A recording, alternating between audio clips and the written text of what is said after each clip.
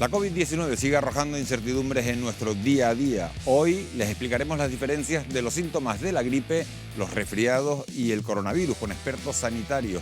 Y vamos a indagar también en los efectos colaterales de la pandemia en el mercado inmobiliario. ¿Por qué si el mercado de la vivienda está hundido no han bajado los precios? Además abordaremos el fenómeno de la ocupación. ¿Es un problema preocupante en Canarias? Hemos entrado en una vivienda ocupada. ¿Tú reconoces que son ocupas? Reconozco que es una casa de ocupa porque la vivienda no es de mi primo. ¿Y ustedes entienden que eso es una ilegalidad? Claro, perfectamente lo entiendo. No se vayan muy lejos, que empezamos en solo 6 minutos.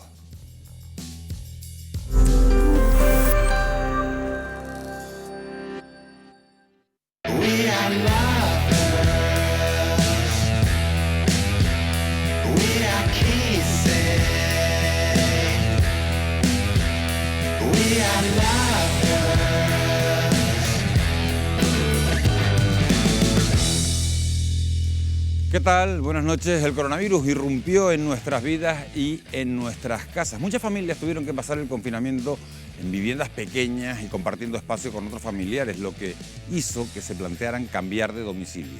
Sin embargo, el acceso al mercado inmobiliario sigue siendo inasumible para miles de canarios, los alquileres apenas han bajado y la pésima situación de la economía ha provocado que la compraventa se estanque, dando paso a un crack inmobiliario que podría ser superior al de la anterior crisis. Esta noche les vamos a ofrecer un amplio reportaje en el que abordaremos esta situación y en el que profundizaremos en un problema que preocupa a muchos propietarios, el de la ocupación. Aunque es un fenómeno minoritario en las islas, muchos hacen negocio a su costa, ya sea con la instalación de alarmas o con empresas que prometen devolver el inmueble al propietario en tiempo récord.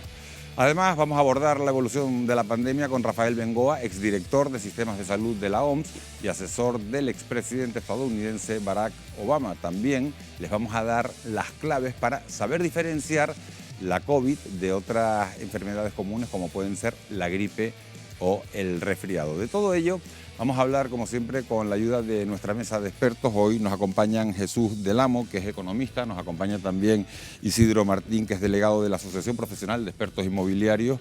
Nos acompaña esta noche, bienvenida Carolina García, que es abogada, y también un asiduo de esta mesa, que es el médico Luis Ortigosa, médico, presidente de la Sociedad Canaria de Pediatría. La actualidad manda y la noticia a esta hora de la noche es que el Gobierno de España acaba de convocar un Consejo de Ministros con carácter extraordinario para debatir mañana si instaura o no, don Luis Ortigosa, el estado de alarma en la capital de España.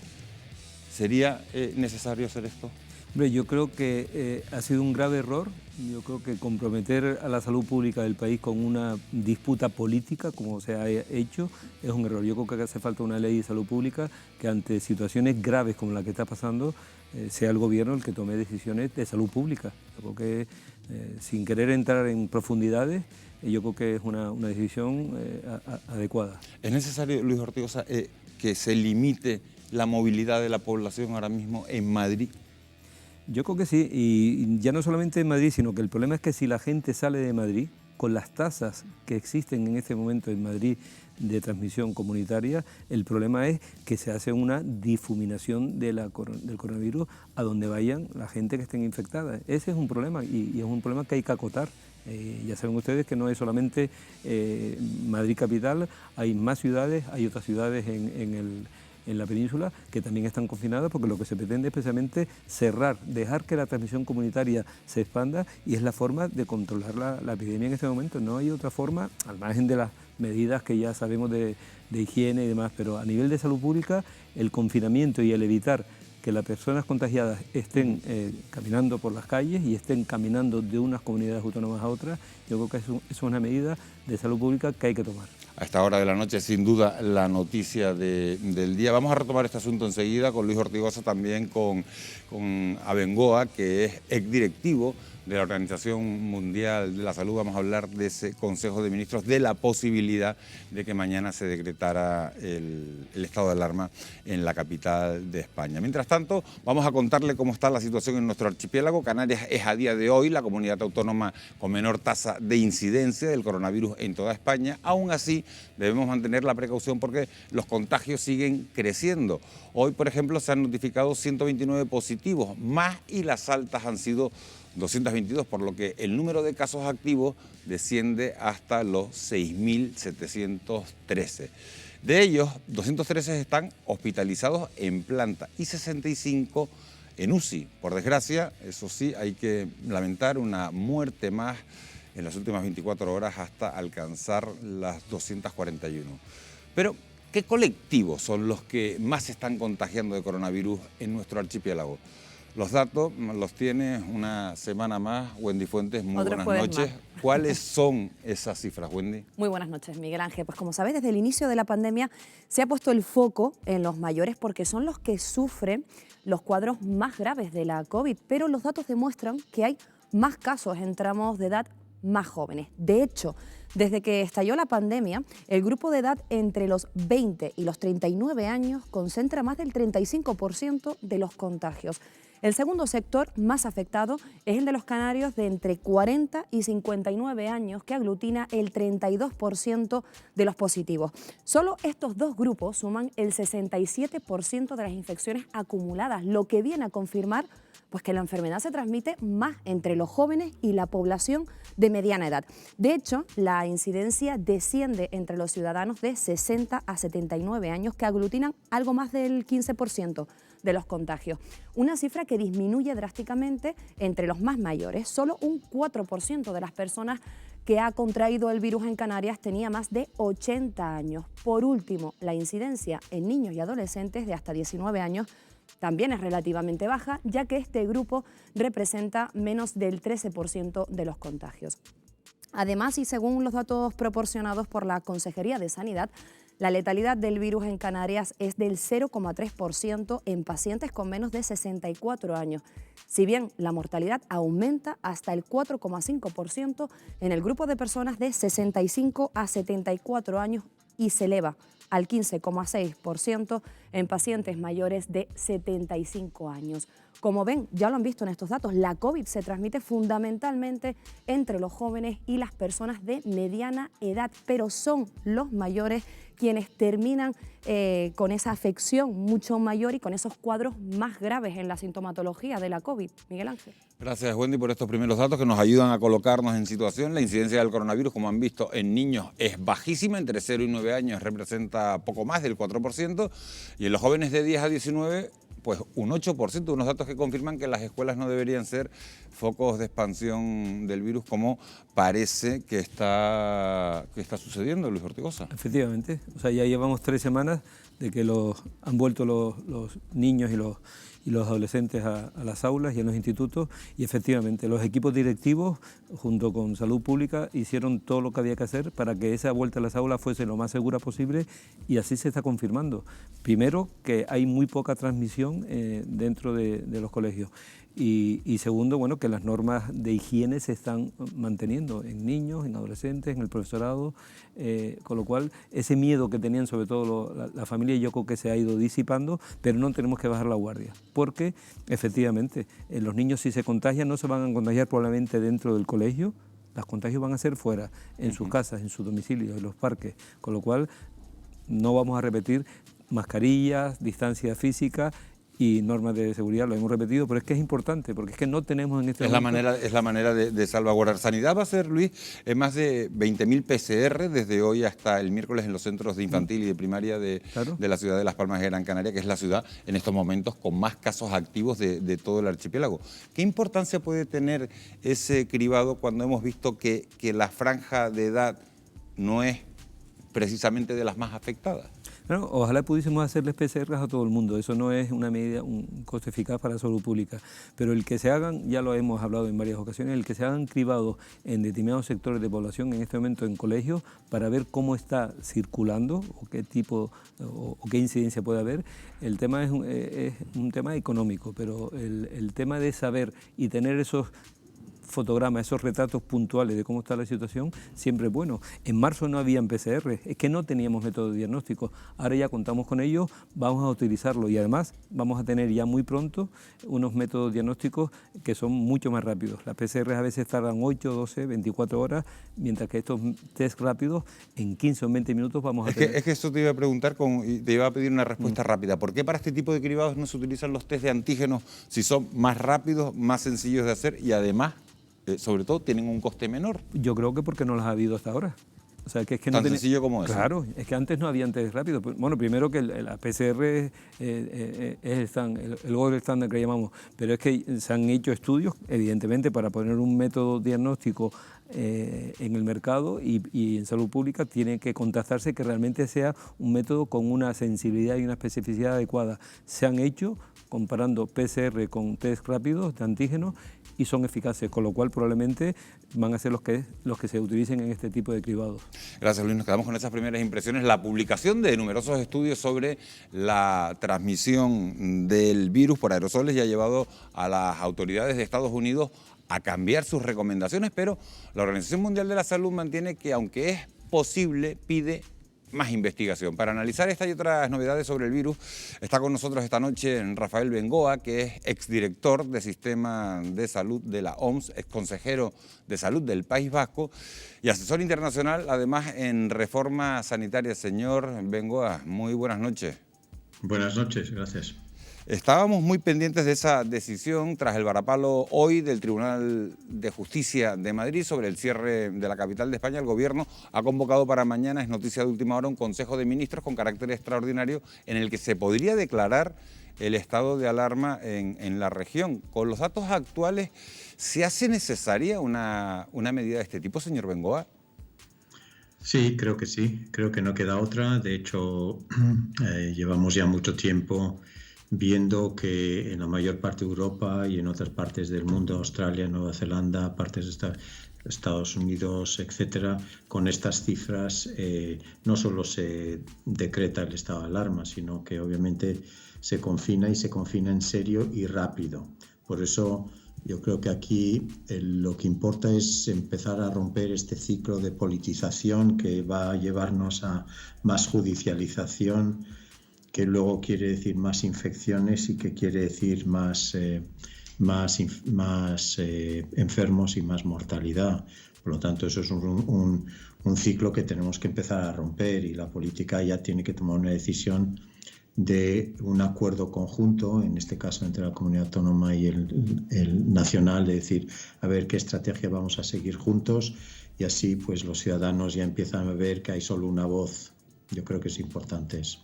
Señor Bengoa, hay muchos científicos que rechazan frontalmente un confinamiento general de la población y bueno, que son más partidarios de establecer medidas de protección específica para los mayores. ¿Usted qué opina?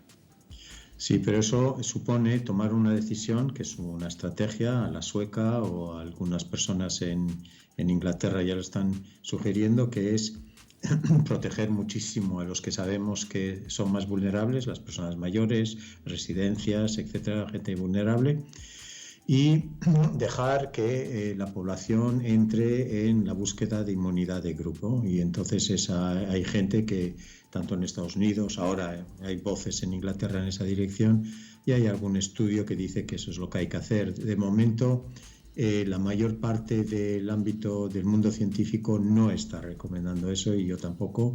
Se sigue viendo que los buenos resultados son cuando confinas rápido y en serio y luego vas soltando lastre con el tiempo. Es decir, por ejemplo, en Melbourne, en Australia, bajaron de casi 700 por 100.000 habitantes a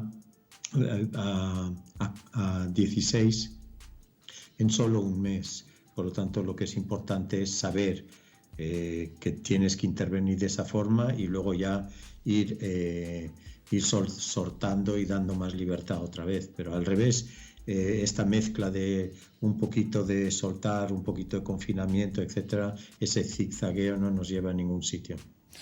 Los autores del estudio sobre transmisión por aerosoles urgen a tomar medidas en los espacios cerrados, poco ventilados, y a sacar al aire libre toda la actividad posible. Sin embargo, la OMS no considera que sea una vía de transmisión predominante. ¿Cuál es su posición, señor Bengoa, al respecto? Bueno, la OMS está diciendo que no es predominante porque la que es predominante todavía es cuando estábamos, si usted y yo estuviéramos hablando muy de cerca, etcétera, y no sería ya una transmisión más lejana. Pero la OMS no está descartando que haya una transmisión por aerosoles y probablemente es la mezcla de las dos. Una complementa a la otra y hay personas que se están infectando, digamos, por transmisión de gotitas, igual que la gripe a corta distancia, y hay otros igual vía aerosoles a más larga distancia. Yo creo que es un debate que se cerrará pronto, pero simplemente hay que asumir que estamos en esas dos vías de transmisión, hay que mantener las distancias y evitar lo máximo posible estar en lugares cerrados, cosa que obviamente hay en Canarias. Tenéis cierta ventaja porque podéis estar fuera. Aquí en Bilbao os podéis imaginar que no vamos a estar mucho tiempo fuera a partir de ahora. En España, señor Bengoa, 55 sociedades científicas se han unido para reclamar mayor coordinación y uniformidad en la lucha contra la pandemia. ¿Usted cree que las discrepancias políticas y la diferencia de criterios son el motivo principal para que seamos actualmente el país europeo con mayor incidencia de esta enfermedad? No, no es el único. Es simplemente que el virus en España, sobre todo en Madrid, Barcelona, en otras partes también, aquí en el País Vasco en parte, entró, digamos, mucho virus, por decir, entró con mucha fuerza en ese final de febrero, principios de marzo. Y por lo tanto, a partir de ahí funcionó, digamos, bien el confinamiento general del país. Ese confinamiento consiguió bajar la famosa R de transmisión de reproducción de 3,6 a 0,6 o 0,7, quiere decir que estamos por debajo de 1 y ahí es donde puedes simplemente intentar quedarte apagando todos los fueguitos, todos los brotes que puedan seguir en ese momento, una vez que empiezas a desconfinar, asegurar que esos fuegos los vas apagando con rastreos, aislamiento, mucha atención primaria. Y ahí teníamos muchas debilidades y hay unas partes del país que se confiaron demasiado, pensaban que iban a poder controlar esos brotes, no lo han podido hacer por falta de infraestructura de la que he mencionado, y una vez que no lo controlas esos brotes te vas a transmisión comunitaria, y una vez que te vas a transmisión comunitaria puedes estar parcheando, haciendo microconfinamientos, pero lo que hay que hacer es un confinamiento serio de una ciudad, de un pueblo, lo que sea. De eso precisamente le quería preguntar, de la confianza. Canarias ha logrado, fíjese, bajar a menos de la mitad la incidencia del virus con medidas como la limitación a 10 personas en las reuniones o el cierre de los restaurantes a medianoche. Ahora que esa incidencia es menor, ¿considera acertado levantar estas restricciones o se deberían mantener más tiempo para evitar precisamente nuevos brotes? Pues la clave de lo que hay que aprender de la península y de otros países es que todo lo que se puede hacer fuera hay que hacer fuera y evitar estar incluso en grupos reducidos dentro de espacios. Y eso es cada vez más importante como medida. Y ahí hay que confiar más y más en los ciudadanos que sepan juzgar esa situación y que no se pongan, digamos, a sí mismos en riesgo, siempre fuera. Señor Bengoa, le voy a hacer una última pregunta de una imagen que ha dado la vuelta al mundo, que ha aparecido en todos los informativos de televisión del planeta. Parece que la recuperación del presidente Donald Trump ha sido tremendamente rápida. Eso sí, le han administrado tratamientos experimentales que no están disponibles para el resto de ciudadanos. ¿Ha sido temerario o son tratamientos que podrían llegar al mercado en un corto plazo? Bueno, la estrategia ahora es decir que como él ya ve que no le va a salir a tiempo antes de las elecciones la vacuna, porque ya le están diciendo las casas farmacéuticas que no la va a tener, que era pues, el puntazo que él quería dar de cara a los americanos y las elecciones. Ahora se está empezando a sacar de la manga que va a intentar tener un medicamento que han utilizado sobre él mismo y que ha sido milagroso. Pero claro, en el modelo americano ese no es el único medicamento al que no tienen acceso los americanos. Es que no tienen muchos acceso al sistema de salud, ni a tratamientos de cáncer, ni a tratamientos materno-infantiles, ni a muchas vacunaciones. Y por lo tanto, el problema en Estados Unidos no es lo que le pasa y lo que le dan a Trump y además al que le están cuidando 10 médicos. Es que el modelo que intentó introducir Obama es el modelo que necesitan y Trump simplemente ahora está intentando decir que va a ofrecer este nuevo medicamento a todos los americanos antes de las elecciones, a todos los americanos que caigan enfermos. Obviamente yo personalmente no usaría, a su pregunta es una osadía, le van a decir los científicos que eso no es un medicamento que se le puede estar distribuyendo a toda la población enferma porque no está aprobado, y los demás medicamentos, el Remdesivir, la dexametasona, estas otras cosas de las que venimos hablando 3 meses, sí. Y simplemente es que a Trump yo creo que tenemos que aprender a no seguirle en nada. Desde que se nombró científico mayor el de la República Americana, pues es evidente que no hay que seguirle nada. Doctor Bengoa, muchísimas gracias por habernos atendido esta noche. A ustedes, gracias. Bueno, pues una osadía, dice el doctor Bengoa, lo que ha hecho Donald Trump. Vamos con otro asunto que nos preocupa. La llegada del otoño trae también enfermedades típicas de estas fechas como son la gripe y el resfriado. Distinguirlas del coronavirus no parece tarea fácil, pero sí hay algunos síntomas que podrían darnos algunas pistas. Yo le voy a pedir a Wendy Fuentes, sí, con la ayuda hoy de don Luis Ortigosa, ¿podrías explicarnos, Wendy, algunas de esas diferencias para distinguir los síntomas de una patología y de la otra? Se la vamos a preguntar precisamente a Luis Ortigosa. Le voy a pedir que se acerque porque, como bien has dicho, con la llegada del otoño y el cambio de temperatura, pues la gripe y los resfriados se abren paso en medio de la pandemia, y es ahí cuando nos preguntamos cómo diferenciar los síntomas de estas 3 enfermedades. Y por ello, con la ayuda de Luis Ortigosa, presidente de la Sociedad Canaria de Pediatría, muy buenas noches. Vamos a intentar resolver estas dudas porque estas 3 enfermedades estará conmigo en que tienen síntomas muy similares, ¿no es así? Bueno, vamos a intentarlo. Tenemos poco tiempo, pero vamos a intentarlo. Realmente tienen síntomas parecidos. Pueden ser en el comienzo, pero todos los padres y todos los médicos saben perfectamente lo que es un resfriado y lo que es un catarro, lo que es una gripe. Y lo que es la COVID lo estamos aprendiendo en estos 6 meses y vamos a intentar ir respondiendo enfermedad por enfermedad para sospechar. Pues empezamos. Vamos a profundizar, por ejemplo, en el catarro, ¿cómo se manifiesta? Bien, los catarros suelen ser más frecuentes en niños pequeños, también en adultos se dan catarros y todo el mundo tiene la experiencia de tener un poquitín de febrícula, mocos, congestión nasal, un poquito de dolor de garganta, tos, y es un proceso banal que en una semana se va a ir lentamente, simplemente con medidas muy simples, lavados nasales con suero fisiológico y antitérmicos si hace falta. La gripe.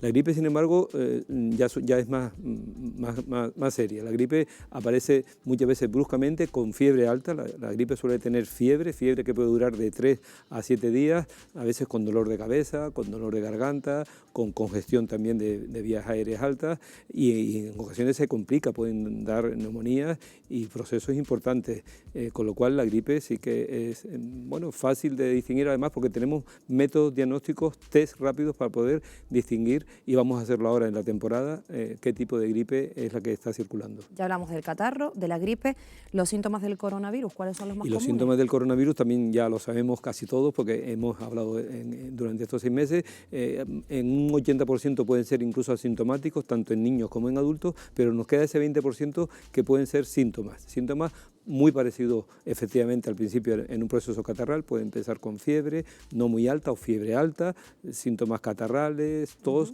y a veces esta sensación de dificultad respiratoria, y en adultos sobre todo estos dos síntomas que cada vez son más frecuentes, el tener esta anosmia, es decir, esta falta de olfato, o esta ageusia, esta falta del sentido del gusto. Esto también tenemos que sospecharlo a veces incluso sin ningún otro síntoma. Ya los médicos pueden sospechar que en el momento pandémico en que estamos se puede tratar de una COVID. Teniendo en cuenta su explicación, si algunos de los síntomas de la gripe, del catarro y del coronavirus son similares, ahora me pregunto yo, y muchos de los que están en casa también, ¿en qué momento debemos de descolgar el teléfono y llamar a los servicios sanitarios, y en qué momento sospechamos que, oye, esto puede ser coronavirus? Muy bien, es que estamos en un momento en el que la pandemia de coronavirus es la que está provocando este tipo de alertas. Estamos entrando en otoño e invierno y van a venir todos los catarros, y en enero van a venir otros tipos de virus, rinovirus, virus respiratorios sincitiales, que ya los médicos saben perfectamente cómo distinguirlos, y muchos padres, cuando se tratan de niños o muchos adultos, saben perfectamente al principio los síntomas catarrales. Si hay dudas, evidentemente en este momento tenemos que hacer una PCR o un test de antígenos para tratar de detectar que se trate de una COVID. Y si es fiebre alta y sospechamos que tenemos una gripe, hay una serie de alertas centinelas que ya se encargan de hacer este tipo de estudios. Las coinfecciones de COVID y gripe ya han sido documentadas en España durante esa primera ola de la pandemia.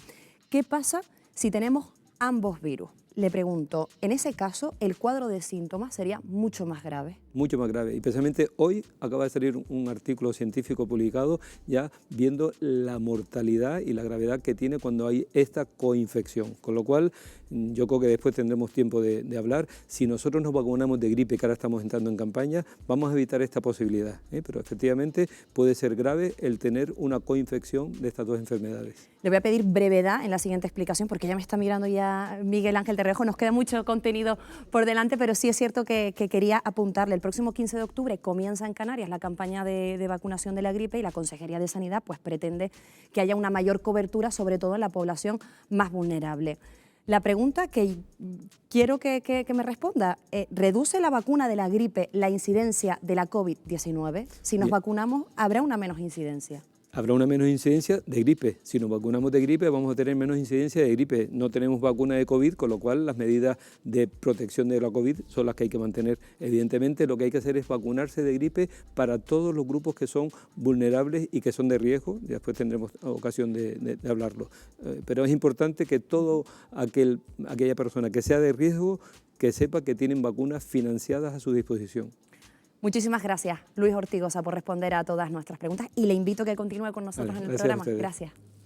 Gracias, Wendy, por toda esa información. Te estaba mirando precisamente porque me parecían muy interesantes las explicaciones que estaba dando Luis Ortigosa para diferenciar de esa gripe, esos catarros, simples catarros, o lo que puede ser la COVID-19. Lo cierto es que la irrupción del coronavirus ha desencadenado un terremoto en muchos aspectos, y como un tsunami, fíjense, ha entrado también en nuestros hogares. En muchos de ellos el confinamiento no ha sido fácil, hay que decirlo, evidenciando que no todas las viviendas del archipiélago están preparadas para afrontar una pandemia. Hablamos de pisos pequeños, de una excesiva densidad de población en algunos barrios de las islas, que están facilitando además la penetración del virus. Y por si fuera poco, el mercado inmobiliario se hunde en Canarias con una caída de las transacciones superior incluso a la anterior crisis económica, la de 2008. Un crack que todavía no refleja una sustancial bajada de precios ni en los de venta ni tampoco en los alquileres, aunque todo indica que esta tendencia en breve podría cambiar. Hoy les vamos a ofrecer a lo largo de la noche un reportaje para mostrarles todos estos aspectos y otros muchos que muestran cómo la COVID-19 está condicionando nuestros hogares. Nuestra propuesta hoy es hogar, dulce hogar.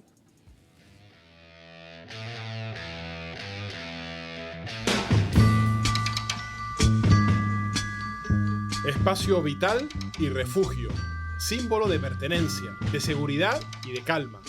Campo de batalla de juegos y risas, zona improvisada de trabajo, también centro del caos y sobre todo el germen de la familia hasta que la pandemia entró, empujando y sin llamar.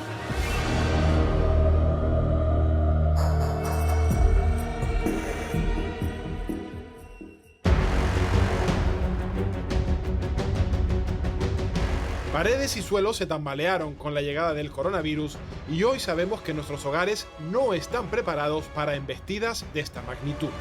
Indudablemente se ha producido un cambio de preferencia. Nos hemos dado cuenta de cosas que antes no apreciábamos y ahora sí apreciamos. Es decir, estar metidos en el centro de la ciudad, en un espacio pequeño que nos haya servido mucho durante el confinamiento, ha producido a su vez que mucha gente esté valorando irse a vivir al exterior, a las zonas altas de las ciudades, pegado a la playa, lo que fuera, pero también tiene un agravante, que hay mucha gente que le gustaría y no puede, y que puede generar frustración a muchas personas. Las frustraciones de ahora derivan de la experiencia traumática del confinamiento, aunque no se vivió igual en toda Canarias. Luis, te vemos podando este limonero, la verdad que tienes una casa enorme. ¿Cómo viviste tú el confinamiento aquí? Bueno, pues afortunadamente dentro de lo que cabe más o menos lo he pasado bien, gracias a estos árboles y a esta finca que puedes ver. ¿Cuáles eran las actividades que más hacías tú aquí durante el confinamiento? Bueno, pues ir a la finca, por ejemplo, atender la arbolea y lo necesario de la agricultura para poder mantenerlo tal y como está. Afortunadamente, el vivir en una zona rural tiene sus ventajas con respecto a las grandes ciudades. Aquí respiras un aire más puro, más limpio y sinceramente se pasa mejor.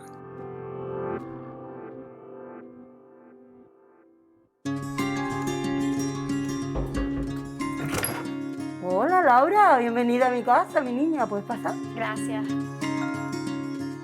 Teri, vives en un piso de 45 metros cuadrados con tu marido y con tu hijo. ¿Cómo fue pasar el confinamiento en un espacio tan reducido? Pues mira, lo llevamos muy mal. Primero porque es tan pequeña la casa, luego la situación enseguida fue algo que nos desbordó. Te asomas, ves el bloque de enfrente, porque en una casa grande podíamos caminar, a lo mejor una verja, un poquito de patio fuera, una terracita. Bueno, Laura, vamos a la cocina y te muestro donde único tengo una ventanita un poquito más grande. Venga, vamos. Vamos.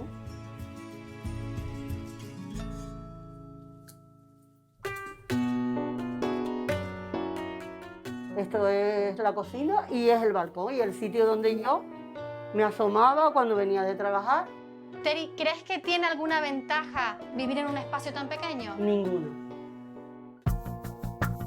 El tipo de vivienda sigue condicionando la evolución de la pandemia. Hay una relación directa entre el número de contagios y los barrios con mayor densidad de población. Nos encontramos en uno de los barrios más populares de la ciudad de Las Palmas de Gran Canaria, donde la incidencia por COVID ha sido significativa. ¿Cómo se explica? Estamos en uno de los barrios populares que, como la mayoría de los barrios populares en nuestra tierra, está cargado de buena gente y gente consciente. ¿Por qué han tenido presencia tan importante del número de casos? Hay una transmisión familiar derivada de que muchas personas viven en pocos metros cuadrados y son, repito, barrios de alta densidad de población. Amos, ¿cómo es la combinación entre pobreza y vivienda? Pues la combinación de pobreza y vivienda está básicamente focalizada en que en el hecho de la insuficiencia de recursos desencadena el que más personas convivan bajo el mismo techo. Y esto lógicamente es un elemento que favorece la diseminación de este tipo de problemas transmisibles. Al mismo tiempo, muchas de estas personas, para buscarse la vida, tendrán que hacer uso de la economía sumergida y tienen necesidad imperiosa de salir cada día a ganarse el pan. Y esto significa que van a tener dificultades para guardar cuarentena. Los cambios que ha traído el coronavirus ya son visibles. Hay municipios canarios, como Valleseco, Gran Canaria, que ganan nuevos vecinos procedentes de las ciudades. Podemos decir que estamos de enhorabuena. A río revuelto, pues ganancia de pescadores. Estos últimos 5 meses se ha ido incrementando nuestro padrón municipal. Desde el mes de marzo hasta este mes de septiembre, en torno a unos 106 habitantes aproximadamente. Son ya muchos los vecinos que vienen al municipio interesándose en la compra o en el alquiler de alguna vivienda dentro del municipio de Valleseco. No siempre es posible trasladarse fuera de las ciudades, así que muchos canarios han optado por reformar sus casas, viviendas que no siempre están en las mejores condiciones. Según el Instituto Nacional de Estadística, el 45% de las viviendas en Canarias presenta alguna deficiencia. Miguel, albañil, contratista, nadie mejor que tú me puede decir si ha habido un repunte en las reformas en Canarias. Pues mira, la verdad que estamos sorprendidos porque no hemos parado de tener trabajo, hemos aumentado la carta de clientes y claro, nosotros pensábamos que nos iba a afectar bastante el tema del COVID y los confinamientos. Pues hasta en el mismo confinamiento no paramos de tener llamadas de clientes nuevos. Tenemos la agenda ya completa para todo el año. ¿Qué tipo de obras son las que más les demandan? Ahora mismo lo que se está demandando bastante es el tema de reforma de baño, reforma completa, pladú, pintura, bastante pintura, fallada sobre todo, porque con el tema del confinamiento la gente se dieron cuenta de los fallos dentro de la vivienda. Nosotros cuando empezó el confinamiento tuve que despedir a dos operarios y al final, cuando estamos saliendo del confinamiento, he tenido que contratar 6 operarios más. Miguel, te dejo que continúes trabajando. Muchas gracias por atender. Muchas gracias a usted. Hasta luego. Chao. Pero no todas las reformas se hacen de forma legal. Cada vez han proliferado más los manitas que hacen obras sin ningún tipo de factura. Hoy vamos a intentar localizar a uno de ellos. Hola, buenos días. Llamaba por un cartel que he visto en la calle donde se ofrece un albañil. No sé si es usted. Sí. Vale, le comento. Es que, bueno, tengo la cocina que está en un estado muy malo y quería reformarla. Vale, ha quedado bastante desfasada con el resto de la casa. Pues mira, eso había que echarle un vistazo, ¿no? Pero lo cierto es que me gustaría poder ahorrarme el IGIC. No sé si usted hace factura. De cobro, vamos a hablar en plata, como se dice, en negro. Vale. Lo único que me corre un poquito de prisa. No sé si ahora mismo usted tiene mucho trabajo. Bueno, algo tengo. Vale, pues muchas gracias. Espero su llamada. Gracias a ti.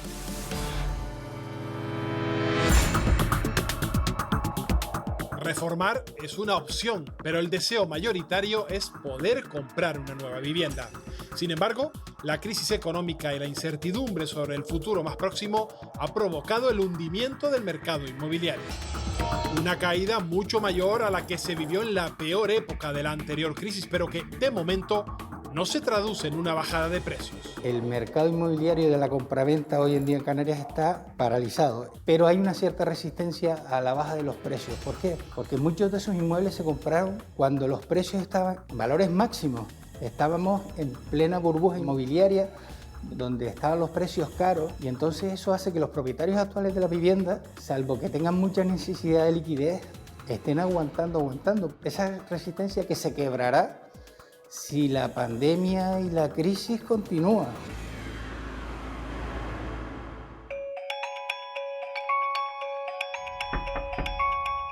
Bueno, nada, nos encontramos ahora mismo en una vivienda que está en venta. ¿Les está costando mucho venderla? Llevamos vendiéndola un par de meses. Hemos hecho muchísimas visitas, pero al final no se deciden a comprar. Yo creo que es que están estudiando la zona. Es verdad que en este post-COVID en el que estamos viviendo hay que pensarse mucho al comprar una vivienda. ¿Qué te parece si la vemos? Vamos, vale. Acompáñame. Entonces, Ada, ¿por qué razón esta vivienda ahora mismo no se está vendiendo? Está tardando un poquito más en venderse porque el comprador debe de tener capacidad económica para poderla comprar. ¿Qué pasa? Que el COVID y el confinamiento que hemos tenido y los ERTE han mellado mucho la seguridad de las personas a la hora de comprar. Desde que la pusieron en venta hasta el día de hoy, ¿ha bajado o ha cambiado su precio? No ha bajado el precio, sigue manteniéndose el mismo. En este momento, ¿qué tipo de viviendas son las que más demandan los clientes? Ha cambiado la idea de vivir ya en los núcleos urbanos y prefieren trasladarse, vivir un poquito más lejos de la ciudad, pero tener espacios de esparcimiento. Los efectos de la COVID también afectan a los alquileres. Hay menos turistas en las ciudades y eso ha provocado que algunos propietarios vuelvan a alquilar su vivienda por largas temporadas. Jaime, ¿por qué este piso ha pasado de vivienda vacacional a un piso de alquiler de larga duración? Ya no hay tanto flujo de turistas que demanden este tipo de vivienda y entonces pues han pasado al alquiler tradicional. Los propietarios quieren que no pare de rentar y quieren un poco más de continuidad en los ingresos. ¿Crees que serán más los pisos que se sumarán al alquiler de larga duración en vista de las previsiones que tenemos con el turismo? Muchos van a pasar a tradicional en vista de que necesitan ingresos y quieren que el producto genere. Que pasen a un alquiler de larga duración conlleva que también bajen los precios. Pues sí, han bajado, claro, al haber pues más oferta, los precios bajan un poquito. Cierto es que nosotros hemos notado pues entre un 5 y un 10% la bajada de precios. Aumenta la oferta de viviendas en alquiler, pero los precios no se han desplomado como era de esperar. Es innegable que la irrupción de la vivienda vacacional causó una distorsión en donde el arrendador pues, optó por maximizar sus rendimientos. Tampoco es de esperar que haya un desplome, ¿no? Pero sí que puede haber un vestigio de que baje más o menos a la luz de las medidas que se tomen y a la luz de la situación económica, de que baje de esos 9, 10 euros el metro cuadrado, ¿no? De la vivienda en alquiler. Con los precios del alquiler por las nubes, ¿qué pasará durante los próximos meses? ¿Se abrirá el apetito por comprar una vivienda y firmar una hipoteca? Los bancos siguen dando crédito porque en definitiva es un negocio, evidentemente, con lo cual yo entiendo que probablemente los tipos de interés están en este momento estabilizados. Yo creo que no es que vayan a subir, yo creo que sí en este concepto. Sí es verdad que a nivel de las grandes inversiones, en este caso, están bastante paralizadas. De hecho, los bancos en estos momentos quizás han paralizado el tema de créditos a los promotores, lo tienen cerrado totalmente, o sea, orden de no ni escuchar en este momento. Indudablemente estamos en un contexto histórico en términos de tipos de interés. Los tipos de interés están en mínimos, así lo han anunciado los bancos centrales, y por ende pues las hipotecas también se ofrecen a tipos mínimos. De hecho, nunca se había dado esta situación, con lo cual aumenta el atractivo para endeudarse a largo plazo en la compra de la vivienda. El mercado de la vivienda se tambalea. Pisos pequeños que han dejado de ser hogares, un mercado inmobiliario hundido y alquileres inasumibles dan paso a otras fórmulas. Salir de las ciudades o realizar pequeñas reformas hasta poder permitirnos algo mejor. Mientras, la incertidumbre también convive con muchas familias canarias.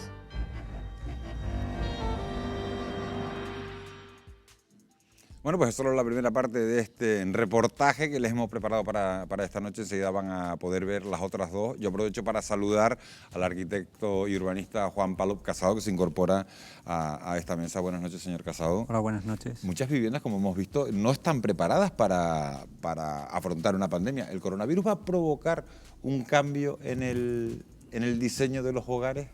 Bueno, si me alargo me cortas, pero es que esto exige cierta... el coronavirus tiene como una lectura, digamos, militar, ese urbanismo que nos está obligando, digamos, a todos a hacer diariamente, mesas separadas, etcétera. Pero el coronavirus también tiene una otra lectura, ¿no? Y es que nos ha abierto un escenario en el que probablemente vayamos, que es unas economías donde se está más tiempo en casa, donde se tiene más tiempo libre, y ahí es donde nos ha detectado que no estamos preparados, que hemos hecho ciudades y casas en una economía, digamos, del trabajo para dormir e ir a trabajar rápidamente en coche individual, y que ahora este nuevo escenario nos ha demostrado que además adelanta un poco el escenario de la nueva economía que viene, nos ha demostrado que los entornos urbanos y las viviendas que hacemos pues no están adaptadas, ni lo van a estar a esa que viene, que es algo más que esta especie de coyuntura digamos, de emergencia vírica, y que probablemente sean, digamos, a escenarios económicos y sociales a los que vamos, de más tiempo libre, más tiempo en la casa. Nos ha alargado, así que se lo agradezco, pero vamos a retomar este asunto enseguida. La pandemia está condicionando el mercado inmobiliario en nuestro archipiélago, se hunde el número de operaciones de compra-venta, pero hasta el momento eso, fíjense, no se traduce en una rebaja de precios de la misma magnitud.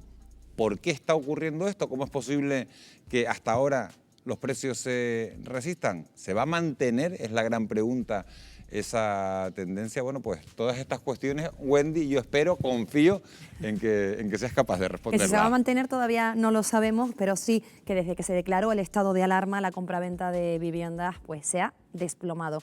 Si en el conjunto de España se hundió un 30%, en Canarias lo hizo en más de un 50%. Sin embargo, los precios han aguantado hasta ahora como si nada ocurriera, aunque ya se atisba un inmediato cambio de tendencia. Los malos augurios sobre un descenso brusco de esos precios pues aún no se han cumplido. Según portales inmobiliarios como por ejemplo Idealista, en septiembre subieron en las islas en torno a un 1,7% en relación al mismo mes del año anterior. Otro portal, Fotocasa, ya alerta de una caída de este último trimestre, aunque todavía no compensa el 1,8% de la subida anual. lo que nos preguntamos, ¿cómo se explica? ¿Cómo es posible que unas rebajas bruscas no hayan llegado ya a las viviendas y la mayoría de potenciales compradores pues no pueden pagar los precios anteriores a la pandemia, tienen menos renta y una menor capacidad para endeudarse con una hipoteca? Pues estas son algunas de las claves. Vamos a verlas. En primer lugar, los propietarios no han querido precipitarse y prefieren esperar a ver qué sucede en los próximos meses. La expectativa de una lluvia de millones públicos destinados a la recuperación económica y la inminente llegada de una vacuna han frenado el descenso de los precios de venta. Otra de las claves que explican este fenómeno la encontramos también en los inversores. A los grandes tenedores de viviendas no les interesa deshacerse rápidamente de ellas porque las consideran como un valor refugio dado el futuro incierto de otras inversiones alternativas. Y hay una tercera explicación. Los más afectados por esta crisis y por los ERTE pertenecen a una parte de la población que ya antes de la pandemia estaban excluidos del mercado por no tener dinero ahorrado exigido por los bancos pues, para poder acceder a una hipoteca. ¿Cuál es la consecuencia? Pues que los vendedores no bajan los precios para intentar captar a esos posibles compradores porque creen que no conseguirán una hipoteca y por tanto están desde hace mucho tiempo fuera del mercado. Además, en los primeros meses de la desescalada hubo una ligera reactivación con la firma de operaciones pero que estaban preparadas desde antes de la pandemia. Esto pues contribuyó a retrasar también una bajada de precios, ya que algunas inmobiliarias lo interpretaron como una reanimación real en las transacciones. Pero la siguiente incógnita es si esta resistencia al descenso de precios va a continuar. Pues todo indica que no. Según la mayoría de expertos, a partir de ahora la ley de la oferta y la demanda se ajustará y provocará rebajas. De hecho, los servicios de estudios del BBVA prevén que Canarias dé la vuelta a sus cifras, es decir, pasará de un aumento de precios en el último año a convertirse en una de las regiones de España que sufrirá una mayor caída. Así que todo indica que los precios de la vivienda en las islas pasarán en breve a registrar descensos bruscos y generalizados, lo que provocaría de esta forma que la gente se pueda animar un poco más a esa compraventa de viviendas. Todo está por ver. Bueno, pues yo voy a coger esa pregunta que estás lanzando al aire y se la voy a trasladar a un profesional, a Isidro Martín, que es el delegado de la Asociación de Profesionales Inmobiliarios. Parece que en breve, Isidro, va a haber un ajuste a la baja en los precios de la vivienda, pero aún así tampoco es que el panorama invite a una reactivación inmediata del mercado. Lo decimos, por la cantidad de ERTEs que todavía están en marcha, por la cantidad de gente que está, desgraciadamente, en el desempleo y por unas previsiones de la caída económica, de la economía, del freno económico, que tampoco se van a recuperar tan rápido. Bien, hombre, yo creo que hay que quizás analizarlo tal y como estás diciendo, pero yo creo que hay todavía diferentes puntos que sí pueden ahora mismo afectar más al mercado exactamente, ¿no? Cuando tomamos los datos de los portales inmobiliarios, a veces vemos que hay variación entre ellos. Nosotros los profesionales entendemos que a veces la información tiene que salir de nosotros, no de los portales, porque los portales tienen prácticamente su rédito en base a lo que informan al exterior, ¿no? Pero algo más importante también para nosotros es que cuando no se ha hecho una política pública importante de vivienda, que carecemos desde el 2009 hasta ahora, no hay viviendas sociales, no hay vivienda pública, pues lógicamente hay una demanda en el mercado. Nosotros entendemos, y estamos entendiendo ya, que el precio se está empezando a moderar. En los arrendamientos el precio está moderándose constantemente, quizás porque ha habido una extrapolación de las viviendas de alquiler vacacional a viviendas, exactamente a viviendas de lo que sería alquiler habitual, y lógicamente pues eso sí ha ayudado un poco a frenar exactamente la subida o ha contenido los precios de los arrendamientos. Como tú decías, Miguel, estamos en una situación quizá de anestesia económica, ¿no? Estás comentando, los trabajadores están anestesiados con el ERTE y muchas empresas se anestesiaron con los ICO. Recordemos que en los últimos meses de verano hubo una lluvia de millones hacia las empresas, ¿no? Pero eso se va a acabar, tenemos plazos. El 31 de diciembre habrá que volver a trabajar aquellos cuya actividad se haya recuperado y las empresas tendrán que hacer frente al pago de esos ICOs, ¿no? Y aquí hay una segunda derivada que estamos viendo, ¿no? Quizás nos alegramos de que los alquileres bajen o de que el precio baje para aquellos que van a adquirir una vivienda, pero no nos olvidemos que en España la adquisición de una segunda vivienda es el mayor depósito de valor que tienen las familias. O sea, eso va a provocar un empobrecimiento de aquellas personas que han depositado sus ahorros en esas viviendas, que en España es muy habitual. Es casi, digamos, nuestro seguro de jubilación. O sea, que hay una cara B de esta caída inmobiliaria que afectará también. Y luego lo que estamos hablando, la lluvia de millones públicos, pues si cesa la actividad económica, ¿de dónde saldrán esos millones públicos? Entonces tenemos una situación muy complicada. Carolina, hay un amplio sector de la población con recursos insuficientes para acceder a ese mercado de la compra de viviendas, y mientras todo esto ocurre, el Gobierno de España está elaborando nuevas normas para que las viviendas vacías se pongan en alquiler. ¿Crees que la política a seguir debe ser el incentivo o fuertes penalizaciones para estos propietarios? Desde luego, por un lado, se ha seguido siempre una política de incentivo para el arrendamiento, y entre ellas una de las medidas que se toma es incluso facilitar que en caso de incumplimiento esos procedimientos de desahucio puedan ser más ágiles y más rápidos para impedir que el propietario tenga miedo a la hora de afrontar un contrato de arrendamiento. Pero aparte de esto, y también en línea con lo que estaban comentando en cuanto a la anestesia económica, hay que tener en cuenta también que esa anestesia económica viene derivada de las medidas sobre moratoria. Entonces se han frenado y se han parado las cantidades que los propietarios de viviendas tienen que abonar respecto a sus propiedades, y por tanto tienen un compás de espera a la hora de decidir pues bajar el precio al que venden su producto, que puede ser una venta o puede ser un alquiler. Entonces esa anestesia se acaba ya, porque el 30 de septiembre se han acabado los plazos para las moratorias, y por tanto ese cambio tiene que empezar a ¿Hay que intervenir en el mercado para que salgan más pisos de alquiler? Vamos a ver, un dato curioso: cuando hablamos de viviendas vacías, resulta que no hay un índice o un conteo real en España desde el 2011, si no me equivoco, hace 10 años, ¿no? Que el INE sacó una estimación, porque además fue a través de una encuesta, ¿no? Entonces nos metemos en un terreno muy farragoso, ¿no? Porque la vivienda vacía, todos pensamos en los bancos que tienen un montón de viviendas y que las tienen vacías y no las ponen en alquiler, ¿no? Pero realmente luego el mercado de alquiler en España está muy atomizado, porque lo que hemos comentado, son muchos pequeños ahorradores que tienen una vivienda y que la ponen en alquiler. ¿Qué ocurre? Que están indefensos, eso lo comentará Carolina. En una situación de impago están indefensos. Incluso cuando vas a alquilar a ciertos sectores de la población, esos sectores están protegidos ante impagos, con lo cual yo como propietario, si me viene alguien en esa situación, ya lo rechazo, ni siquiera le dejo entrar en el mercado. Y entonces esto genera unas rigideces que no se pueden atacar, ¿no? Yo creo que al contrario, más bien habría que liberalizar el mercado. Sí, eso nos pasa ahora mismo por la inseguridad jurídica que puede provocar un arrendamiento.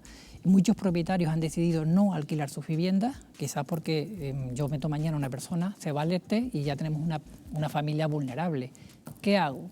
Ya tenemos un gran problema. Entonces, pues, muchos propietarios han retirado algunas que otras viviendas del mercado. A pesar de la extrapolación del alquiler vacacional, hay propietarios que lo han retirado por esa inseguridad, y eso lo que crea es que se vaya compensando, pero no hay un tirón a la baja realmente de los precios de alquiler. Y después tenemos otro problema que es el tema del turismo, ¿no? Para nosotros el 36 al 38% del turista es el que compraba las viviendas en el sur. Muchas de ellas se dedicaban al alquiler vacacional y algunas a alquiler de temporada, que estamos hablando de mucho más tiempo, ¿no?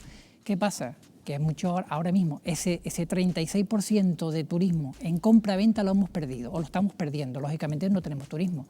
Más el acompañamiento del ERTE y el ERE, pues lógicamente pues el mercado pues lógicamente se va cerrando un poco. No, yo quería a lo mejor cambio de tercio, pero pensar que el dilema ya es vivienda pública, vivienda privada. Yo creo que no estamos hablando de los barrios.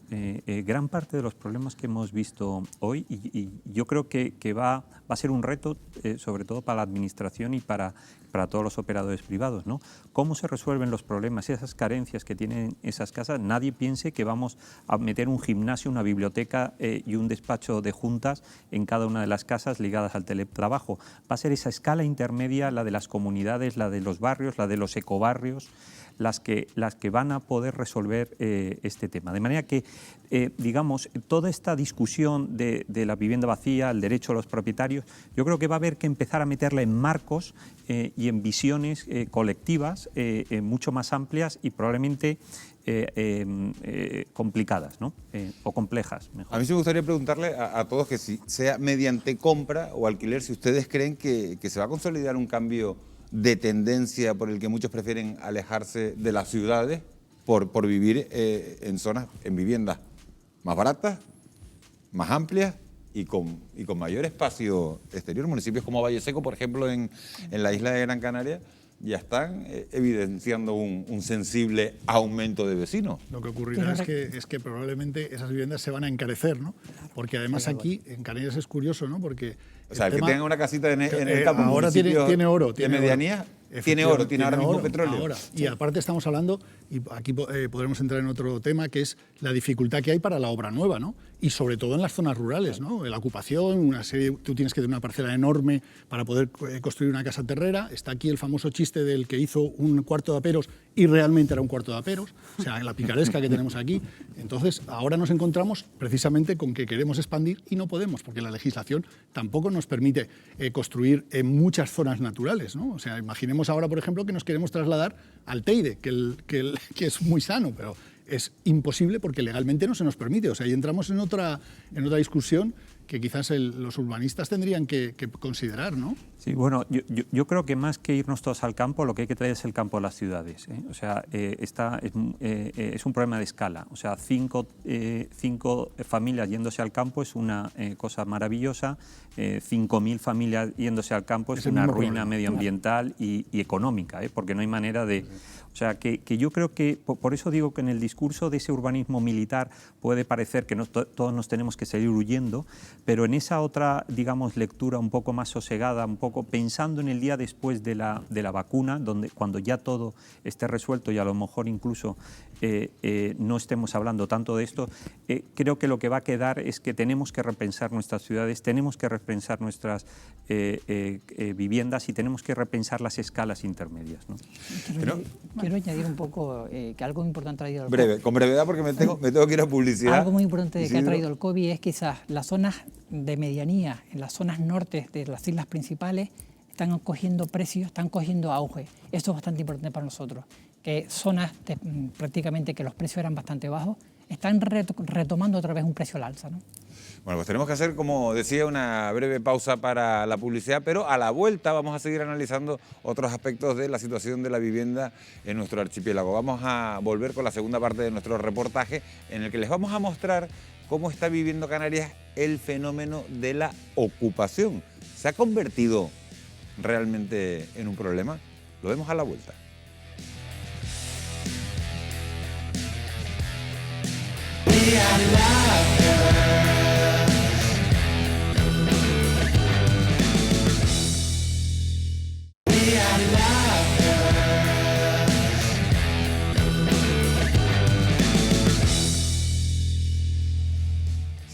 Seguimos en Fuera de Plano, son las 23:21, 11:21 de la noche. Vamos con la segunda parte de ese reportaje, lo prometido es deuda. El descenso en la demanda de viviendas es un reflejo de la realidad económica que atraviesan las islas.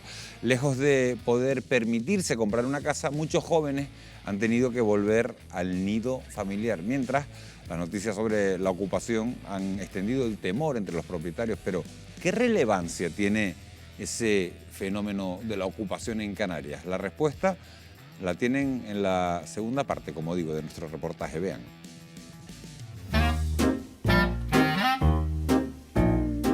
Grandes, pequeñas, blancas, de colores y también sin pintar. Alejadas de todo o en medio de una gran ciudad. Algunas, incluso, respiran al exterior. Pero todas, cualquiera que sea su forma, son objeto de deseo. Espacios donde alojar proyectos de vida que no siempre se cumplen.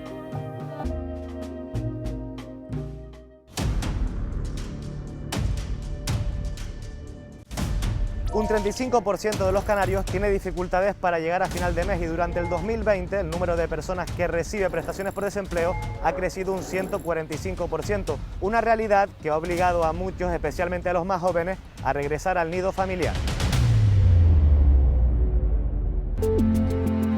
Josema, tú eres canario, te fuiste hace 10 años a la península a ganarte la vida, ya has tenido que regresar a casa de tus padres. ¿Qué es lo que ha ocurrido? Pues a ver, yo llevaba 10 años en Valladolid viviendo, trabajaba en un bar de noche y después del COVID, pues como ha pasado en muchos sitios en España, han tenido que cerrar el bar. ¿Qué pasa? Estoy en el paro, tenía gastos de alquiler, gastos de coche, garaje y muchas más cosas y no puedo afrontarlo ahora mismo. He tenido que volver a casa de mi madre ante la imposibilidad de poder afrontar los gastos. Josema, ¿qué te parece si nos sentamos a tomarnos un café y me sigues contando tu historia?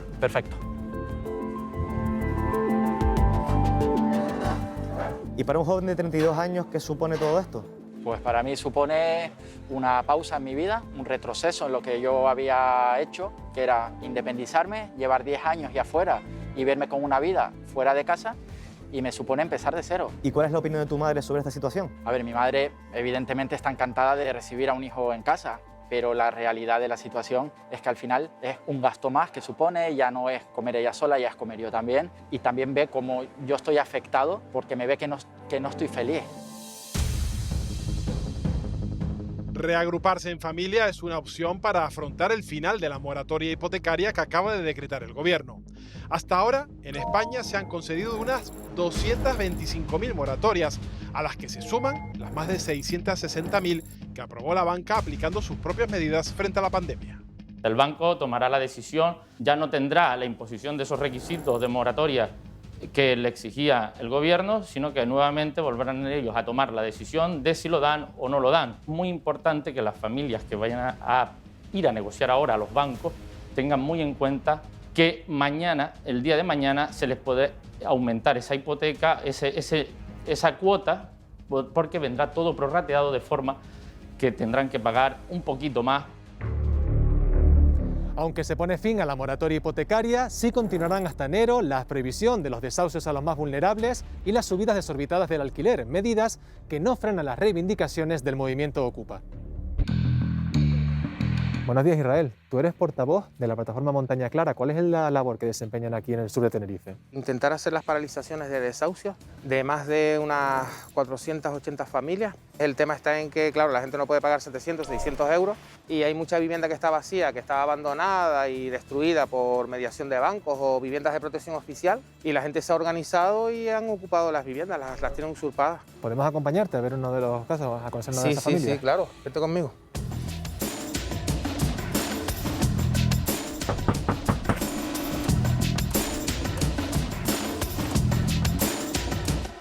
Jefferson, estás viviendo aquí con tu familia en esta casa. ¿En qué situación se encuentran ahora mismo? Pues al estar desempleado, mi esposa y yo, y tenemos una hija, y pues es bastante crítica la situación que estamos viviendo en este momento. Ustedes entraron en esta casa, cuando llegaron aquí, ¿en qué estado se encontraba? Prácticamente en ruinas porque estaba desocupada, estaba deshabitada, y pues nosotros la hemos ido acondicionando para que sea algo habitable. Ustedes saben que la situación en la que están no es legal, pero no les ha quedado otro remedio que recurrir a esta solución, ¿no? Sí, señor, porque pues tengo a mi esposa y mi hija, entonces pues lo hemos tomado para... No tenemos empleo ni nada y no hay más. Durante el confinamiento y la posterior desescalada, proliferaron las noticias sobre viviendas ocupadas. Pero, ¿realmente existe un problema de ocupación? Según las estadísticas oficiales, no. En Canarias se contabilizan este año solo 311 denuncias, 40 más que el año anterior. Y otro dato esclarecedor: de las 19.000 viviendas públicas que hay en el archipiélago, apenas unas 100 han sido ocupadas. Una cifra insignificante que no ha impedido un impulso al negocio de la seguridad ante el miedo de muchos propietarios.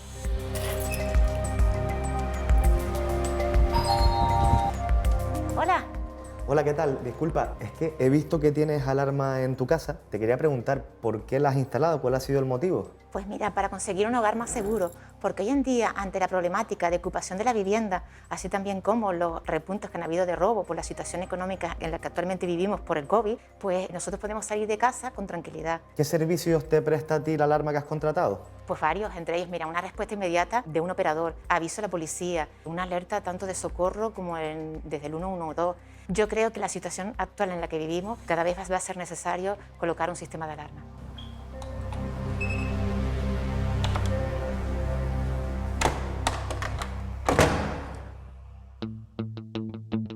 La demanda de alarmas se ha incrementado en un 30%. Antes la preocupación eran los robos y ahora la gente está más preocupada por que te entre un ocupa a tu vivienda. Por ello, la alarma conectada central receptor y aviso a policía es lo más demandado ahora mismo para solucionar este problema.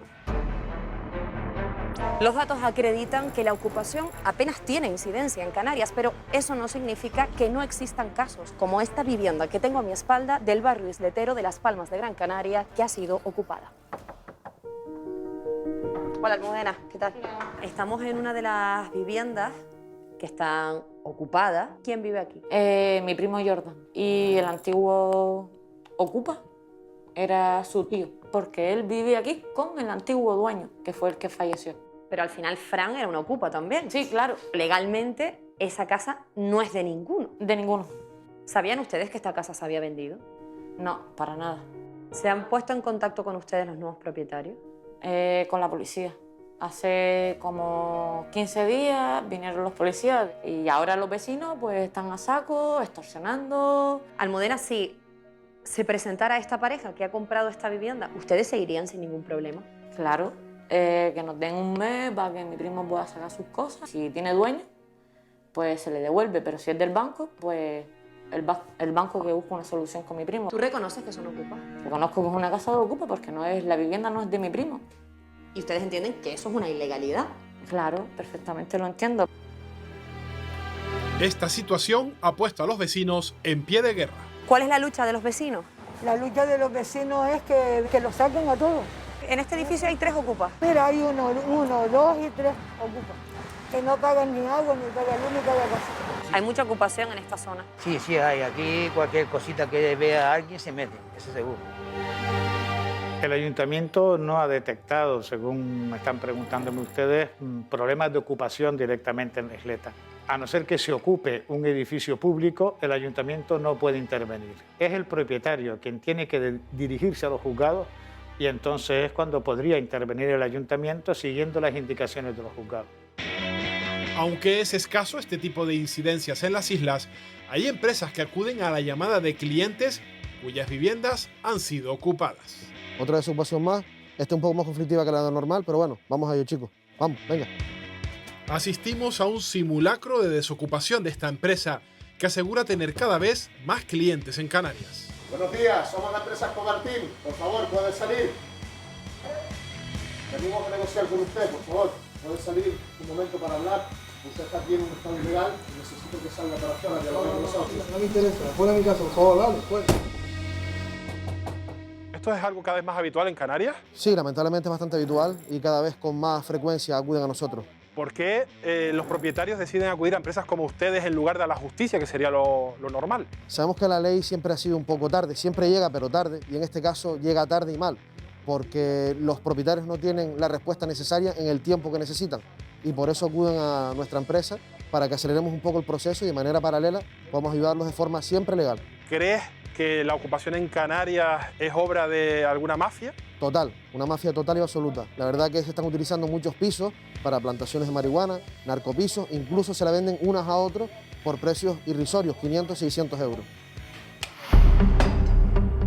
Métodos frente a los ocupas que causan polémica y que ofertan soluciones por la vía rápida. Pero, ¿qué respuesta ofrece nuestro sistema judicial? El sistema judicial a la ocupación tiene respuesta mediante el desahucio express. Si bien es cierto que ha habido direcciones nuevas de la Fiscalía General que ahora está consiguiendo que se agilicen. En el allanamiento de morada, la morada es el lugar donde se habita, donde están las pertenencias. Véase la primera residencia, la que tú estás viviendo, pero también el Supremo admite la segunda residencia. Entonces, el allanamiento de morada está preservando lo que es tu intimidad.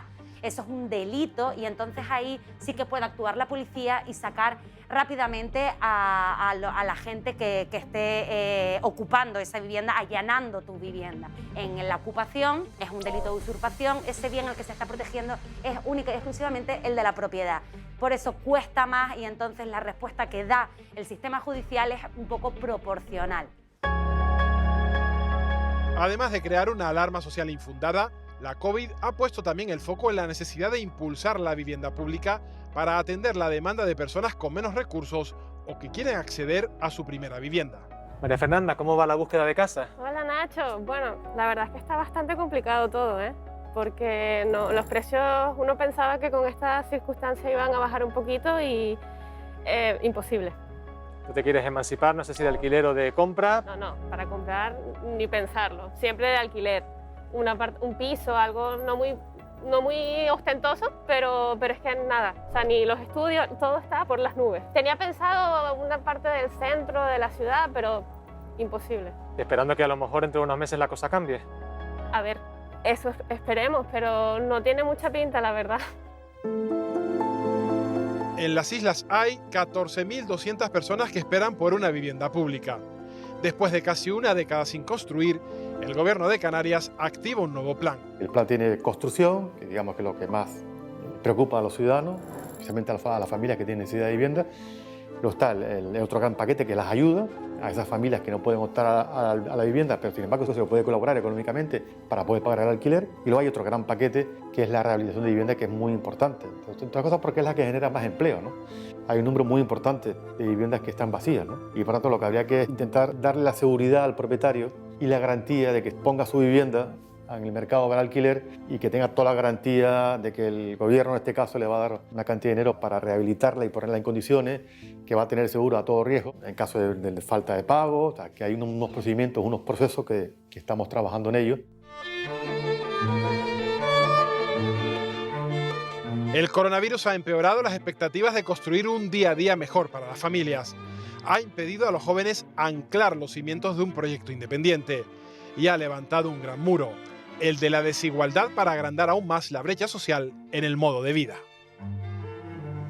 Los datos demuestran que el fenómeno de la ocupación en Canarias es minoritario. Este año se han contabilizado 311 denuncias, que son 40 más que el año anterior. Sin embargo, algunas empresas especializadas en desalojo nos aseguran que tienen mucho trabajo. ¿Qué está ocurriendo entonces? Carolina, ¿hay propietarios que están optando por estas empresas en lugar de denunciar a las autoridades la ocupación? Por favor, no. O sea, no acudamos a empresas como estas que estamos viendo que rozan la línea del delito, por no decir que la sobrepasan. Ellos han dicho que no, ¿eh? Parece evidente que estaban cometiendo un delito de coacciones o de amenazas, pero es que tenemos que tener en cuenta y tenemos que mandar un mensaje de tranquilidad a los propietarios de viviendas. Y como bien explicaba la compañera, no podemos confundir lo que es un allanamiento de morada con lo que es una usurpación de un bien inmueble. Un allanamiento de morada es un delito flagrante en el que la policía puede intervenir inmediatamente y puede devolvernos la posesión de nuestra vivienda. Es decir, esto que se dice muchas veces de que me voy a ir un fin de semana y cuando vuelva me voy a encontrar a gente viviendo en mi casa y no los voy a poder echar, eso no es así. Es que te voy a poner un ejemplo. Esta misma semana una pareja de ocupas trató de cambiar la cerradura de una vivienda en Ginamar, en Telde, en Gran Canaria, después de acceder al interior. Los vecinos pudieron alertar a la propietaria, llamaron a la policía y se procedió a la detención de manera inmediata, ya que se trataba del domicilio, de la vivienda habitual de la señora. Te pregunto, vuelvo a incidir, en el caso de la vivienda habitual y las segundas residencias, el desalojo, eso que acabas de decir, es inmediato. Es inmediato, porque aunque es un delito, aunque haya incluso menores de por medio. Porque es un delito flagrante y se interviene de manera inmediata. El movimiento Ocupa no tiene nada que ver con lo que es el allanamiento de una morada. Realmente el movimiento Ocupa busca viviendas que estén desocupadas o abandonadas, porque ahí sí ellos entran y la convierten en su morada y ahí es cuando es difícil echarlos, por decirlo de alguna manera. Aunque sí que es verdad, y tenemos que tener en cuenta también esto, que es que después del 2018 ha entrado en vigor una norma, que es el famoso desahucio express, que no es por vía penal, sino por vía civil, y realmente es un procedimiento muy rápido y bastante ágil para precisamente responder a esas necesidades y poder hacer un lanzamiento mucho más rápido también en esas situaciones de usurpación. Estabas comentando que esta empresa, ¿no?, que podría rozar el delito, pero es que por el otro lado estamos viendo también situaciones que hay ya ocupas, mafias profesionales, ¿no?, que se están encargando de ocupar pisos, incluso revendérselo entre ellos, y esto es una situación gravísima, ¿no?, y provoca una indefensión brutal. Por eso quizás vamos de un péndulo a otro y hay muchos propietarios que están también actuando al borde de la legalidad. Pero Jesús, los defensores de la ocupación señalan que es la única alternativa por las dificultades que existen para acceder a una vivienda. ¿Qué le decimos? ¿Es posible, pregunto, a la mesa, de algún modo, justificar las ocupaciones? Es que lo que hablamos es cómo le decimos a un trabajador que tiene un salario medio, que está haciendo un gran esfuerzo para pagar su hipoteca y llegar a fin de mes. ¿Qué le decimos a ese trabajador? Que lo que tiene que hacer, le damos el ejemplo de que hay que ocupar, porque si alguien ocupa una vivienda y no pasa nada... O sea, que no hay justificación alguna para las ocupaciones. Yo no le veo justificación. Es un delito. O sea, tengámoslo en cuenta, lo podemos defender ideológicamente o no, pero es un delito, está contemplado en el Código Penal, usurpación de bien inmueble, y tiene una pena que será mayor o menor, pero es un delito. Con lo cual, no podemos justificarlo si está contemplado en el Código Penal así tan alegremente. Aprovechando la abogada, probablemente toda la discusión viene por el famoso artículo 47 de la Constitución española, ¿no?, que tenemos un derecho a una vivienda digna, y todo eso provoca, claro, ¿cómo ejercemos ese derecho? Porque ejercer el derecho a la libre expresión, yo lo ejerzo, pero si yo quiero tener una vivienda digna, ¿cómo ejerzo eso si alguien no me provee de una vivienda? Porque las viviendas no surgen de la nada, ¿no? Hay mucho esfuerzo en eso. Le voy a preguntar Entonces, ¿cómo ejercemos ese derecho? El gobierno de Canarias, Juan, acaba de presentar un plan para poner en alquiler 6.000 viviendas de protección pública hasta el año 2025, pero claro, se cifran en más de 14.200, hablamos de 6.000 por un lado y hay 14.200 demandantes que esperan por una de esas viviendas. Si nos fijamos en estos números, lo que está claro es que el plan se queda corto. Bueno, está claro que el tema de la vivienda es un tema en Canarias, ¿no? El tema, la vivienda, el agua, o sea, podríamos, la energía, o sea, podríamos, y casi a lo mejor serían esos temas los que tendrían que estructurar, digamos, este plan, ¿no? de reestructuración de la economía canaria, etcétera. Pero bueno, si se proponen 6.000 y pico y faltan... y hay 14.200 demandantes. Pues demuestra que este es un asunto que no se está resolviendo y además, como hablábamos antes, pues hay que ver qué tipo de viviendas, en qué tipo de contextos, para qué tipo de familias, qué tipo de servicios urbanos van a tener esas viviendas que faciliten la vida, por ejemplo, de las familias jóvenes, con parques infantiles cerca, farmacias, o sea que no se trata solo de trabajar lo cuantitativo, sino lo cualitativo. Con respecto a los demandantes, los 14.000, nosotros, desde tanto FEPECO como DPEI, consideramos que la demanda no es tal. ¿Por qué? Porque hay muchas parejas que están repetidas y muchas parejas que no van a entrar dentro de las especificidades que se tienen que dar. Nosotros calculamos que puede ser menos de la mitad o por encima de la mitad. Entendemos que no, tendremos que justificarlo. Al final es que también estamos provocando una goma elástica, ¿no? Al final, para acceder a una de esas viviendas tienes que estar en un tramo de renta muy bajo. Claro. Si tienes una renta muy alta no tienes este problema, pero los que están en medio, que es el 60-65% de la población, es el que tiene problemas, porque si eres pobre, bueno, hay unas ayudas sociales. Pero ¿qué ocurre con los miluristas, que son la mayoría de la gente? Ahí es donde realmente tenemos un problema, porque ahorrar ese 20% que están pidiendo hoy para hipotecarnos es muy complicado, ¿no? Entonces, ahí sí que entiendo yo que debería haber quizás una ayuda pública para esa primera entrada, poder acceder al mercado de la vivienda, quizás sería también una solución. Les pregunto, finalmente, Carolina, el Gobierno de España no ha ampliado la moratoria hipotecaria, una medida a la que se habían acogido las familias más vulnerables que no podían acceder no podían hacer frente al pago de la hipoteca después del estallido de esta crisis. ¿Qué te parece la decisión? ¿Queda debilitado, por decirlo de alguna manera, el escudo social? Sí, por supuesto que se ve debilitado y es una medida además que es bastante controvertida. Era controvertida incluso cuando se promulga, porque la moratoria legal tenía unas limitaciones muy altas y de hecho se publicaba el otro día, el viernes se publicó los datos del Banco de España de las moratorias que se habían solicitado, las legales frente a las convencionales. Las legales son las que establecía la ley, eran obligatorias y eran muy buenas para el consumidor porque no tenían ningún tipo de incremento de interés y esos se habían solicitado y concedido unas 200.000. Sin embargo, si nos vamos a las convencionales, que son las que están pactadas con el banco a través de las diferentes asociaciones, se estaba hablando de unas 700.000.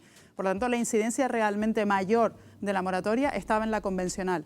Es decir, una vez pasados los tramos de las moratorias, tanto la legal como la convencional, que terminaban el 30 de septiembre, pues tendremos que volver a negociar con nuestro banco cualquier tipo de modificación contractual o de carencia o de lo que sea, pues para poder asumir los pagos, no solo de las deudas hipotecarias, sino también las no hipotecarias. Está el debate muy interesante, en un mundo muy interesante, me da un montón de rabia, lo digo así porque es verdad tener que irme a publicidad, pero van a ser solo 2 minutos, y les vamos a contar que la historia nos ha demostrado que las grandes pandemias pueden llegar a cambiar incluso hasta la forma en la que entendemos las ciudades. El descubrimiento de que el sol contribuía a erradicar la tuberculosis estuvo en el origen de las grandes obras modernistas con ventanales amplios y espacios abiertos. ¿Influirá también la COVID-19 en la arquitectura y en el urbanismo de las próximas décadas? Lo vamos a analizar en 2 minutos, justo lo que dura la pausa publicitaria.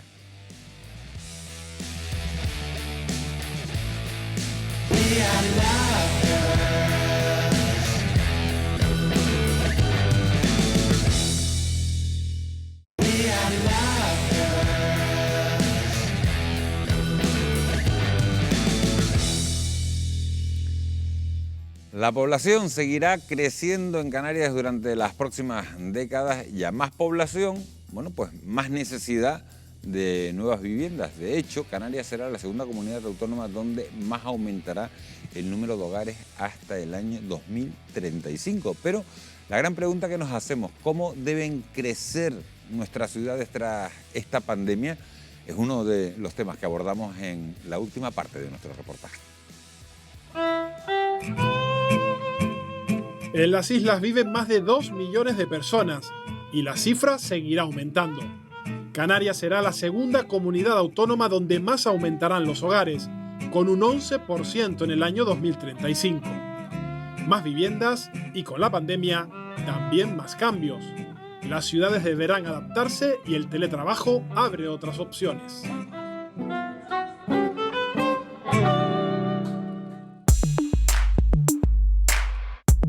Uno de los primeros cambios que trajo la COVID-19 fue el teletrabajo, una modalidad que a Alejandro le cambió la vida. Decidió dejar su casa y mudarse a un complejo turístico. Ustedes han encontrado un nicho de mercado en los nómadas digitales. ¿Qué han hecho para convertir el complejo en atractivo?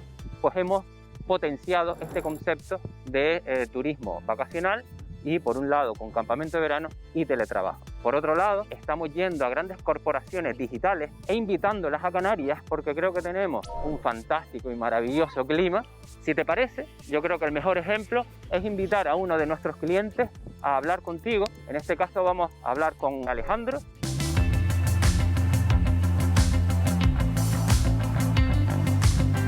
Bueno, Alejandro, veo que estás con el ordenador un poquito liado. ¿Qué es lo que estás haciendo? Pues mira, estoy teletrabajando. La verdad que ha sido un día muy fructífero. He tenido una llamada sin ningún problema con Estados Unidos. ¿Tú vives en Canarias o te has trasladado hasta aquí para teletrabajar? Yo estoy a medio camino. Sabes que los modelos de familia van cambiando. Mis hijos viven aquí en Gran Canaria, pero yo trabajo mucho fuera. Canarias tiene una peculiaridad y es que lo tienes todo muy cerca. Entonces, estar en un hotel de este tipo, que no son mega hoteles, sino son hoteles en los que te mueves fácilmente, el personal es muy atento por el carácter isleño. Y luego, cuando quieres ir a la playa, estás a muy pocos kilómetros y si quieres ir a hacer una ruta senderista o hacer ciclismo, que simplemente me tengo que subir en la bicicleta y ponerme a pedalear. El coronavirus nos ha dejado sin turistas, pero no sin los llamados nómadas digitales. Un nuevo mercado que los alojamientos turísticos de Canarias aún no aprovechan como podrían. Obviamente hay que mejorar en algunos aspectos. Por ejemplo, cuando hablamos de vivienda, el teletrabajador busca una vivienda flexible. Puede estar un mes, puede estar 3 meses, puede estar un año. Ahora mismo tenemos un gap entre lo que es la estancia vacacional, que normalmente es de 1 semana, 2 semanas, y el alquiler de largo plazo. El flexibilizar modelos de alquiler para teletrabajadores que vengan tiempos flexibles, que puedan estar temporadas, es muy importante para facilitarles el venir, ¿no? Y este es un nuevo cliente que precisamente puede resolver el problema de capacidad que tenemos actualmente, ¿no? El teletrabajo no es el único cambio. La COVID ha obligado a adaptar nuestra forma de vida y con ella nuestras calles. Los arquitectos coinciden en que las ciudades deben crecer de una forma muy diferente a partir de ahora. Comecina, esta es una zona de nueva construcción, de expansión de la ciudad. ¿Va a cambiar el paradigma de la arquitectura, de las nuevas construcciones con el coronavirus y con los posibles nuevos confinamientos? Yo creo que lentamente. Esto va a ser un proceso de aprendizaje que va a llevar un tiempo para asimilarlo. Hay 4 campos de acción en los que se podría actuar. Uno es el campo edificatorio, bien sea sobre el tejido, el parque inmobiliario existente, sobre al que se puede actuar poco, pero alguna cosa se puede hacer.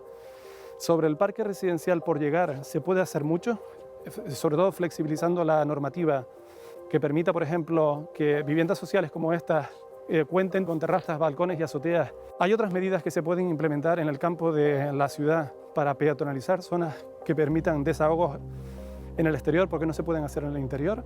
Hay otra medida que no es ya de carácter urbanístico, sería más de carácter territorial, que es pensar en la descentralización. En Tenerife tenemos el ejemplo de que ya es positivo y que están recomendando algunos expertos internacionales, que es la descentralización de la sanidad. Nosotros, por suerte, ya hemos iniciado una política con 3 hospitales, un hospital central y 2 comarcales, y eso se puede profundizar en los centros de salud.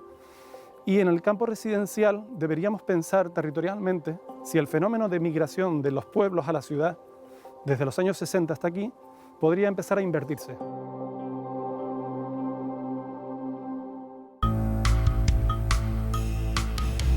Además de ordenar de forma más eficiente las ciudades, La pandemia también impulsa la digitalización de los hogares con un objetivo: lograr mayor bienestar.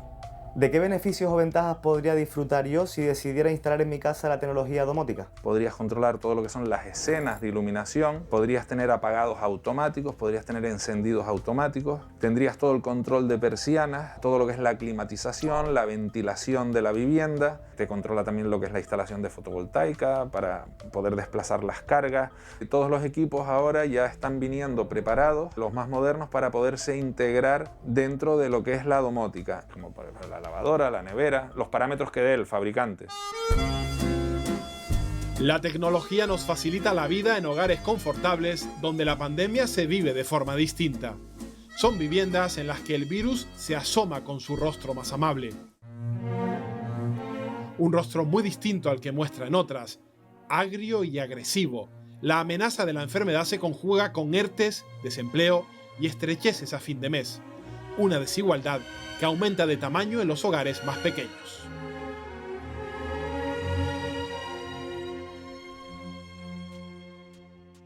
Ya lo ven, se dice que será el mundo, ¿cómo será el mundo después de esta crisis? ¿Habrá un mundo post-coronavirus en el mundo de la arquitectura? Esta crisis nos ha demostrado que tenemos unas ciudades en las que nos movemos mucho, ¿no? Para hacer la más mínima cosa tenemos unas cargas, digamos, de movilidad que las ha puesto, esta crisis la ha puesto un poco en crisis, valga la redundancia. ¿Habrá una nueva arquitectura, Juan? Bueno, yo creo que habrá una arquitectura basada en este modelo en el que las ciudades crecerán, digamos, orgánicamente en células que lo tendrán casi todo, ¿no? La ciudad de París lo ha llamado la ciudad 15 minutos, ¿no? Unos barrios en las que cualquier persona que viva allí va a tener a 15 minutos andando en bici o en transporte público el 90% de los servicios urbanos que necesita. Ese puede ser, digamos, una de las líneas más interesantes que está trayendo estos momentos. ¿Y la domótica y el teletrabajo van a cambiar, Juan, las casas del futuro? Bueno, yo creo que la domótica es un tema muy importante, pero tampoco confiemos todo, digamos, en un cacharrito. Yo creo que un vecino alertando, hoy lo hemos estado viendo, de una ocupación, o sea que, ojo, que esa inteligencia social acompañada de cierta inteligencia tecnológica o digital, pues puede ser tremendamente eficiente. Pero vamos a no tampoco confiar excesivamente en que un cacharrito lo va a resolver todo, ¿no? Lo de la domótica es interesante, pero a mí me gustaría hacer una reflexión. De los 4 que están en la mesa, ¿cuántos tienen domótica en casa? Carolina. Yo soy bastante tecnológica. ¿Y tienes domótica en casa? La verdad, pero domótica no tengo tanta. Soy más de cacharrito. ¿Y eso siendo tecnológica, pero... Jesús? Yo la verdad que no. No, Isidro. Tampoco. No, no tengo domótica. Y es que además, digo, si la tuviera a lo mejor confío más un poco en todos estos aspectos que he comentado, ¿no? Va a ser muy difícil que una ventilación cruzada bien resuelta en Canarias sea peor que un aire acondicionado controlado desde el móvil. Es un poco el mensaje que quiero mandar. O sea que cuando lleguemos a la domótica que hayamos resuelto todo aquello que se puede resolver sin tecnología, ¿no? Hay algunos datos, por ejemplo, el confinamiento incrementó el consumo de luz en los hogares. De hecho, según la OCU, la factura se disparó en España hasta un 28%. Se supone que las casas inteligentes ayudan a tener un mayor ahorro energético y que ayudan también a tener una mayor eficiencia, pero la domotización, lo que está claro es que es un proceso caro, bastante caro para Carolina, para muchas familias. ¿Hay que incrementar las ayudas públicas en este ámbito? Claro, pero yo a lo que iba, ya por donde decía que yo soy tecnológica, es porque también nos hemos visto obligados, y muchos abogados nos hemos visto obligados a esta implementación de tecnología en nuestros hogares, y ese incremento de la factura eléctrica no viene tanto por la domotización de los hogares, sino por el teletrabajo. O sea, que hemos estado todos en nuestros hogares trabajando pues con un portátil, con una impresora. Sí, pero si la domótica ayuda a rebajar el consumo, es decir, habría que potenciar y decir, oye, lo mismo que queremos coches eléctricos, pero habrá que financiar el que tengamos coches eléctricos, habrá que dar ayuda.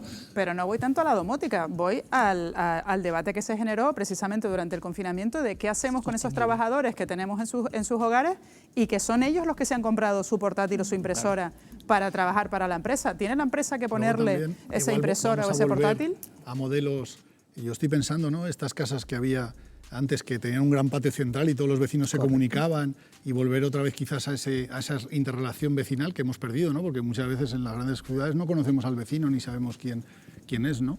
Sí, nosotros en la oficina tenemos una máxima que es las ciudades, las viviendas tecnológicas necesitan usuarios pasivos y las viviendas bioclimáticas necesitan usuarios activos, porque tienes que abrir, cerrar, etc. Pero con respecto a la domótica, yo creo que hay una línea, un poco por no parecer pesimista con respecto a estos temas, que es en la generación, en cuando las comunidades se metan a generar energía e incluso a reciclar agua.